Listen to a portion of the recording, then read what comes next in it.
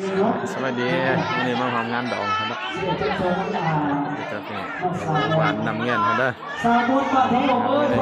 เก็บภาพซ่าแน่บริเห็นเมาแล้วจังเลยเก็บภาพตำลังเนาะแล้วก็จะเป็นอย่างนี้พิเศษแล้วกันเด้อแล้วตอนนี้ตัวรถจักรเลยจะดูที่เขียนออกมาพูดเนาะ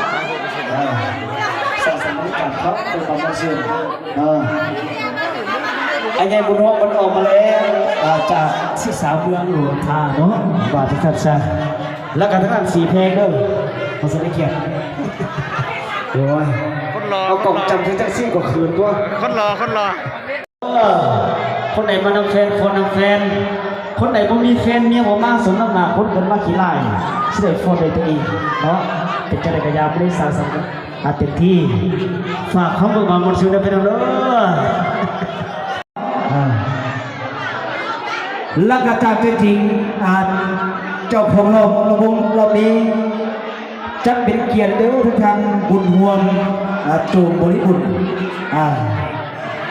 จับจองด้วยพัญญาเมียแล้วก็ทุกท่านเพลงด้วยคือจับจองเองเอาน้องสาวมวนบ้านทุ่งโอมไว้ละทำมีจงเราจงเดียวดูจงหางยกสกลคอยออกมาหาวันที่การดี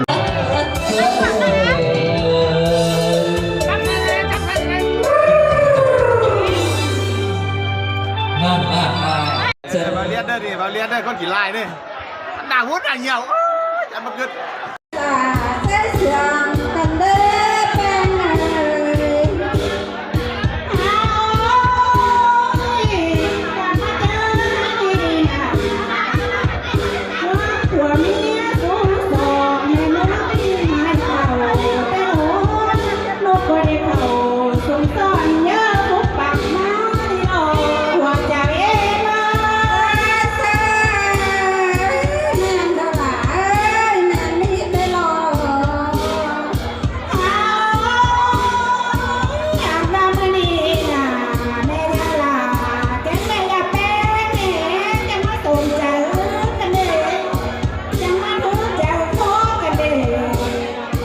คนจะเที่ยว